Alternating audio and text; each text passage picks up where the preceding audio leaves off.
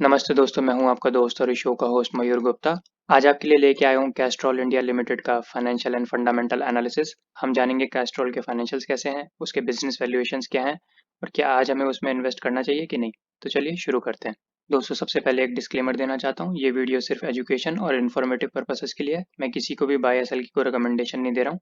Share market में उतार चढ़ाव आते रहते हैं, आप अपना इन्वेस्टमेंट डिसीजन सोच समझ कर लीजिएगा। ये है कंपनी के करंट फाइनेंशियल्स।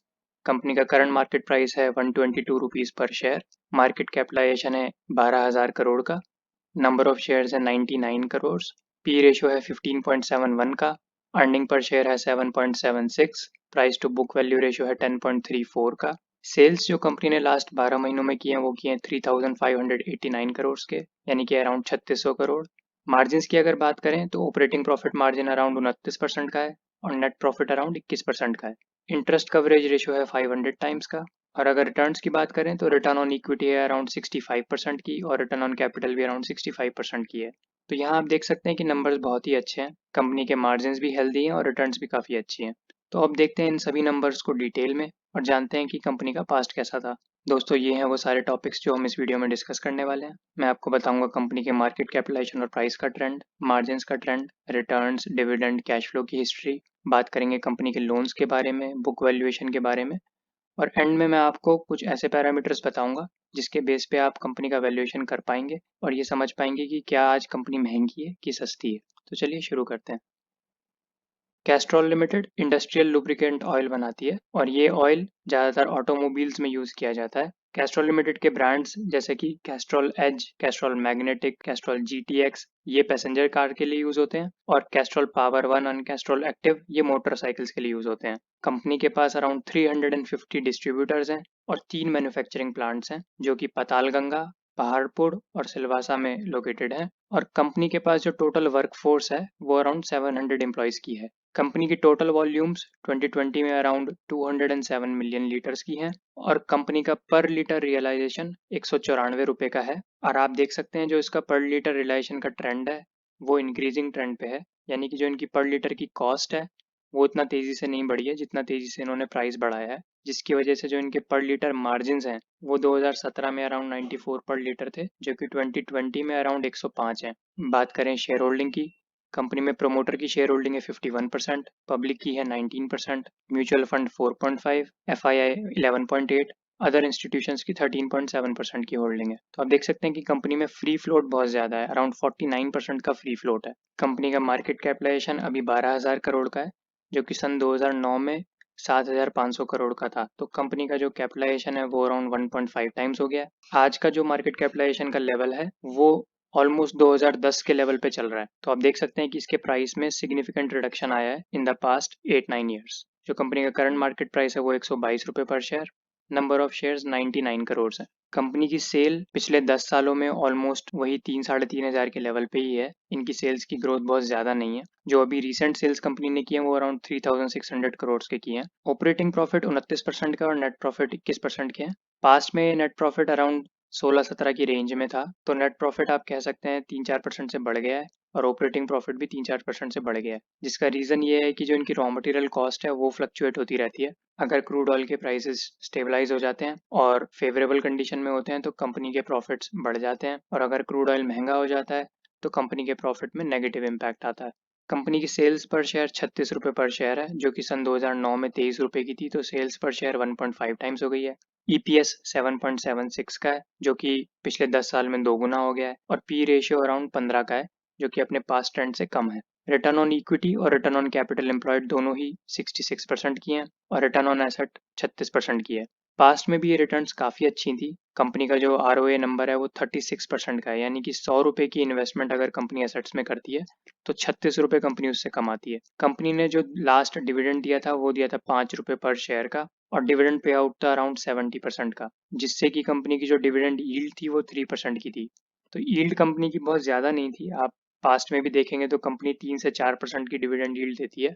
कंपनी का ऑपरेटिंग कैश फ्लो 550 करोड़ का है और फ्री कैश फ्लो 616 करोड़ का है और पास्ट में भी ये नंबर्स इसी रेंज में थे। Price to operating cash flow ratio 27 का है जो कि बहुत हाई है और price to free cash flow declared numbers के हिसाब से 24 का था लेकिन लेटेस्ट प्राइस पे अगर मैं कैलकुलेट करता हूँ तो अराउंड 19.5 का है, जो कि मुझे थोड़ा ज़्यादा लगता है। अब बात करते हैं लोन्स की।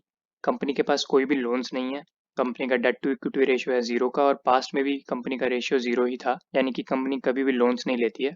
कंपनी का इंटरेस्ट कवरेज रेशियो है 500 टाइम्स का, और डेट सर्विस रेशियो है 521। तो आप कह सकते हैं कि कंपनी के पास क्योंकि कोई भी लोन नहीं है, कवरेज रेशियो बहुत ही अच्छे हैं। अब बात करते हैं करंट असेट्स की। कंपनी का करंट रेशियो है 1.69 का, और क्विक रेशियो है 0.79 का, यानी कि अगर कंपनी चाहे तो अपनी शॉर्ट टर्म ऑब्लिगेशंस को बड़े आराम से पे कर सकती है। कंपनी का जो मार्केट में डेटर्स के पास पैसा है वो है 37 डेज का, लेकिन पास्ट में ये नंबर अराउंड 24-25 की रेंज में था, यानी कि आप कह सकते हैं कि जो डेटर्स से पैसा है वो इतना आसानी से अभी नहीं आ रहा है। और कंपनी का इन्वेंट्री टर्नओवर रेशियो 8.55 टाइम्स है। अब बात करते हैं बुक वैल्यू की। कंपनी की जो करंट बुक वैल्यू है वो है 1166 करोड़, और पास्ट के 10 सालों में ये बुक वैल्यू अराउंड 2 टाइम्स हो गई है। Price to book value ratio है 10 का। बुक वैल्यू पर शेयर है 11 रुपये 78 पैसे की। और एक चीज़ यहाँ ध्यान देने वाली है कि कंपनी का price to book value ratio कभी भी 10 से कम नहीं गया। तो आप कह सकते हैं कि जो अभी लास्ट कंपनी का price to book value ratio है वो अपनी 10 साल की हिस्ट्री में सबसे कम है। अब अगर मैं प्राइस को कंपेयर करूं बाकी सारे पैरामीटर्स से, तो प्राइस टू सेल्स रेशियो 3.36 का है, प्राइस टू बुक वैल्यू 10.34 का है, पी रेशियो 15 टाइम्स है, और price to free cash flow around 20 times है। पास्ट में ये नंबर्स इससे थोड़े ज़्यादा थे। Price to sales ratio almost same range में है पिछले 10 सालों का, लेकिन price to book value, P ratio और price to free cash flow ratio पिछले 10 सालों में कम हो गए हैं। अब बात करते हैं कंपनी के common size P and L की। तो सबसे पहले तो ये समझते हैं कि common size P and L क्या होता है। दोस्तों, अगर मैं सेल्स को एक बेस ले लूं, समझिए कि सेल्स 100 रुपए है, तो 100 रुपए की सेल्स के अगेंस्ट में बाकी के सारे खर्चे कितना परसेंटेज थे, ये चीज हमें common size P and L से पता लगती है। तो अगर मैं बात करूं सन 2009 की, कंपनी का रॉ मटेरियल कॉस्ट 47% था सेल्स का, जो कि अभी रिसेंटली जो कंपनी ने डिक्लेयर किए थे फाइनेंशियल्स उसमें 50% था।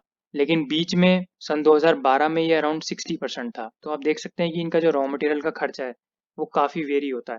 और इसका रीज़न है कि जो इनका रॉ मटेरियल है वो क्रूड ऑयल से बनता है, और क्रूड ऑयल का प्राइस मार्केट में चेंज होता रहता है, जिसकी वजह से इनकी रॉ मटेरियल कॉस्ट बढ़ती घटती रहती है। सेलिंग का खर्चा 2009 में 18% था सेल्स का, जो कि कम होके अभी 12% है, यानी कि इन्होंने सेलिंग का खर्चा अपना कम किया है। और बाकी के सारे खर्चे आप देख सकते हैं ऑलमोस्ट सेम रेंज में ही है।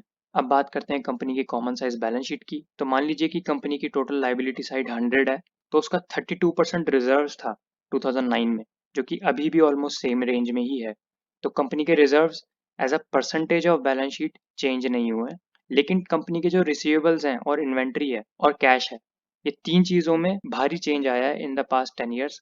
आप देख सकते हैं जो रिसीवेबल्स हैं वो 14 से बढ़ के 19% हो गए हैं, इन्वेंट्री 18 से बढ़ के 22 हो गई है, और कैश 45% से गिर के 35 हो गया है, यानी कि कंपनी के पास जो पैसा है वो इन्वेंट्री और डेटर्स के पास फंस गया है, और जो कैश है वो कम होता जा रहा है बैलेंस शीट में इन द पास्ट 10 ईयर्स। अब बात करते हैं कंपाउंडेड एनुअल ग्रोथ रेट की। पिछले 10 सालों में कंपनी की जो सेल्स है वो 4.5% से बढ़ी है ऑन एन एवरेज। एक्सपेंसेस 3.9% से बढ़े हैं, यानी कि सेल्स ज़्यादा तेजी से बढ़ी है एज कम्पेयर टू एक्सपेंसेस। लेकिन जो मार्केट कैपिटलाइजेशन है वो भी अराउंड 4.9% से बढ़ गया है, यानी कि पिछले 10 सालों में जितना तेजी से सेल्स बढ़ी है उससे ज़्यादा तेजी से मार्केट कैपिटलाइजेशन में ग्रोथ आई है। वहीं अगर बात करें पिछले 3 सालों की, तो सेल्स 2.1% से बढ़ी है, लेकिन एक्सपेंसेस 2.4% से बढ़े, जिसका की मतलब है कि जो एक्सपेंसेस हैं वो ज़्यादा तेजी से बढ़े हैं एज कम्पेयर टू सेल्स। लेकिन जो मार्केट कैपिटलाइजेशन है और जो प्राइस है वो अराउंड 13.8% से रिड्यूस हो गया है, यानी कि सेल्स बढ़ी है लेकिन जो मार्केट कैपिटलाइजेशन है वो कम हो गया है इन द पास्ट 3 ईयर्स। दोस्तों, अब बात करते हैं बिजनेस के फाइनल वैल्यूएशन की और कंक्लूजन की। तो आप देख सकते हैं सबसे पहले एवी एबिटिडा रेशियो। कंपनी का जो करंट एवी एबिटिडा रेशियो है वो है 10.22 का, और पास्ट में ये रेशियो थोड़ा इससे ज़्यादा ही था। तो आप कह सकते हैं कि एवी एबिटिडा पिछले 10 सालों में थोड़ा कम हो गया है। सेल्स पर शेयर बढ़ गई है, ऑपरेटिंग प्रॉफिट पर शेयर और अर्निंग पर शेयर डबल हो गई है इन द पास्ट 10 ईयर्स। और अगर मैं कंपनी को उसके कॉम्पिटिटर से कंपेयर करूं, तो आप देख सकते हैं कि कैस्ट्रॉल अपने सभी कॉम्पिटिटर से ज़्यादा महंगी है। अगर कैस्ट्रॉल का एवी एबिटिडा 10.2 का है, तो उसके जो नियरेस्ट टू कॉम्पिटिटर्स हैं गल्फ ऑयल और टाइड वाटर ऑयल, इन दोनों का ही एवी एबिटिडा कैस्ट्रॉल से कम है। और अगर बात करें पीबी पीई रेशियोज की, तो कैस्ट्रॉल का जो पी पीबी रेशियो है वो अपने सभी कॉम्पिटिटर से ऑलमोस्ट 2 गुना या इससे भी ज़्यादा है। और इसका एक मेजर रीज़न ये है कि जो कंपनी की price to book value ratio है वो 10 टाइम्स है, जबकि इसके सभी कॉम्पिटिटर्स का price to book value ratio 5 और उससे कम है। तो आप कह सकते हैं कि जो कंपनी का प्राइस जितना तेजी से बढ़ा है, उतना तेजी से कंपनी की बुक वैल्यू इंक्रीज नहीं हुई है। हालांकि जो कैस्ट्रॉल की रिटर्न्स हैं, जैसे कि return on equity, return on capital, अपने सभी कॉम्पिटिटर्स से बहुत ज़्यादा है, और शायद यही रीज़न है कि लोग इसके लिए ज़्यादा प्राइस देने के लिए भी तैयार हैं। वहीं बात करें प्राइस टू सेल्स रेशियोज की, तो कैस्ट्रॉल का price to sales ratio 3.4 times है, जबकि इसके सभी कॉम्पिटिटर्स का रेशियो 1.8 और उससे कम है। तो यहाँ भी कैस्ट्रॉल अपने सारे ही कॉम्पिटिटर से ज़्यादा महंगी है। दोस्तों, अब बात करते हैं कंपनी से जुड़ी कुछ बहुत ही इंपॉर्टेंट न्यूज़ की और फाइनल कंक्लूजन की। कैस्ट्रॉल ने अभी रिसेंटली ही अपने मार्च 2020 के फाइनेंशियल्स रिपोर्ट किए हैं, जिसके हिसाब से अगर हम देखें तो जो कंपनी की सेल्स है वो ईयर ऑन ईयर बेसिस पे 30% डाउन है। यानी कि जो मार्च 20 में सेल्स है वो मार्च 19 से 30% कम हुई है, और जिसका एक मेजर रीज़न है कोविड-19 और लॉकडाउन। जैसा कि आपको पता ही होगा कि मार्च के मंथ में इंडिया में लॉकडाउन था, और कंपनी की जो 99% सेल्स है वो इंडिया से ही आती है। इनके एक्सपोर्ट्स बहुत ही कम है। लॉकडाउन होने की वजह से ट्रक्स का, कार्स का मूवमेंट नहीं हुआ, और जिसकी वजह से जो लुब्रिकेंट्स हैं और इनकी डिमांड है ये कम हो गई, और जिसका कि इम्पैक्ट इसकी सेल्स पे पड़ा है। बट एक और चीज़ यहाँ ध्यान देने वाली है दोस्तों, कि जो मार्च तक के रिजल्ट्स कंपनी ने रिपोर्ट किए हैं, इसमें सिर्फ एक ही मंथ का लॉकडाउन आया है। जो लॉकडाउन अप्रैल मंथ में था और मई मंथ में था, उसका इम्पैक्ट जून के फाइनेंशियल्स में नजर आएगा। तो आप कह सकते हैं कि जो यहाँ पर 30% का ड्रॉप आया है सेल्स के अंदर, वो सिर्फ एक महीने के लॉकडाउन की वजह से आया है। जो बाकी अप्रैल और मई का जो लॉकडाउन का इम्पैक्ट नजर आएगा वो आने वाले क्वार्टर्स में नजर आएगा। दूसरा इंपॉर्टेंट पॉइंट यहाँ ध्यान देने वाला है कि जो इनका रॉ मटेरियल कॉस्ट है, उसमें क्रूड ऑयल के प्राइसेस का और यूएस डॉलर के फ्लक्चुएशन का बहुत ही मेजर रोल प्ले होता है। पिछले एक साल में इनके मार्जिन्स में इंप्रूवमेंट आया था, क्योंकि इनकी जो कॉस्ट ऑफ गुड सोल्ड थी वो कम हो गई थी ऑलमोस्ट 8.6% से, और उसका रीज़न था कि इनकी जो प्रोक्योरमेंट कॉस्ट थी वो कम हो गई थी। लेकिन आने वाले समय में क्रूड ऑयल के प्राइसेस में और रुपी के फ्लक्चुएशन की वजह से इनके मार्जिन्स में एडवर्स इम्पैक्ट भी पड़ सकता है। और तीसरी बात जो यहाँ इसके वैल्यूएशन में ध्यान देने वाली है वो ये कि अभी गवर्नमेंट ने BS6 इंजन्स मैंडेटरी कर दिए हैं व्हीकल्स के अंदर, जिसका इम्पैक्ट कंपनी की सेल्स में पड़ने वाला है।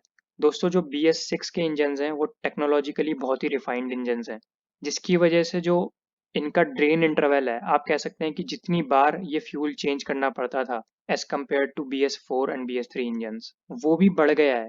तो अगर इसे सीधे शब्दों में समझा जाए तो हम कह सकते हैं कि मान लीजिए एक गाड़ी में एक साल में एक बार इंजन ऑयल डलवाना पड़ता था, तो हो सकता है कि अब, क्योंकि टेक्नोलॉजी इंप्रूव हो गई है और BS6 इंजन आने की वजह से, ये जो इंटरवल है वो हो सकता है 2 साल में एक बार हो जाए, जिसकी वजह से इनकी सेल्स पे बहुत ही मेजर एडवर्स इम्पैक्ट पड़ सकता है।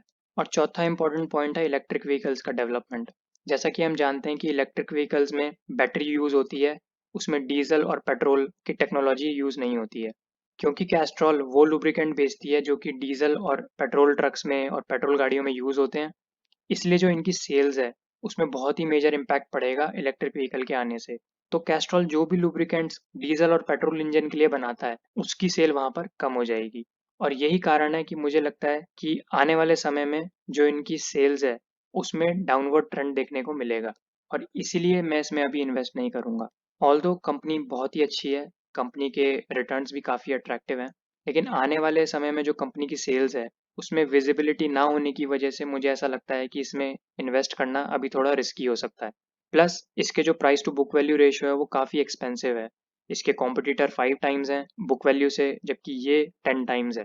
तो यहाँ भी मुझे लगता है कि अभी प्राइस में रिडक्शन की थोड़ा गुंजाइश है, और इन्हीं सब कारणों को देखते हुए मैं कैस्ट्रॉल में अभी इन्वेस्ट नहीं करूँगा, और वेट करूँगा कि इसके प्राइस में कुछ करेक्शन आए और सेल्स में कुछ विजिबिलिटी इंप्रूव हो, तब शायद मैं इसमें इन्वेस्ट करूँ। तो दोस्तों, आज के लिए इतना ही। अगर आपको मेरा वीडियो पसंद आया हो तो इसे लाइक कीजिए, मेरे चैनल को सब्सक्राइब कीजिए, ताकि मैं इसी तरह के वीडियो आपके लिए और भी ज़्यादा ला सकूँ। मेरे लिए आपका सपोर्ट बहुत ही ज़्यादा इंपॉर्टेंट है। Thank you for watching. Thanks a lot.